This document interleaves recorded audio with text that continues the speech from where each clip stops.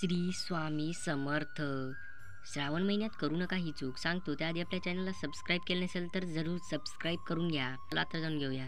सध्या श्रावण महिना सुरू आहे आणि श्रावण महिना भगवान भोलेनाथाचा पूजेचा मानला जातो. म्हणून भगवान शिवशंकराच्या पूजेत लागणार कोणतीही साहित्य असेल किंवा कोणतेही फळ असेल ते कोणालाही उधार किंवा दान देऊ नये. असं केल्याने भगवान महादेवांची कृपा आपल्यावरती राहत नाही.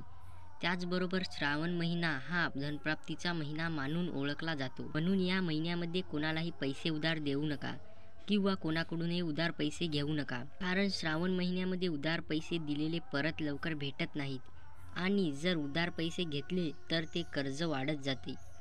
त्यामुळे कोणाकडूनही उधार पैसे घेऊ नका किंवा देऊ नका. त्याचबरोबर आपण श्रावण महिन्यामध्ये शिवलिंगावर पांढऱ्या रंगाच्या वस्तूंनी अभिषेक करतो, जसे की दूध, दही, तांदूळ. या वस्तू श्रावणात कुणी मागितल्या तर अजिबात देऊ नका. त्यामुळे आपल्या घरातील सुख समृद्धी दुसऱ्याच्या घरात जाते.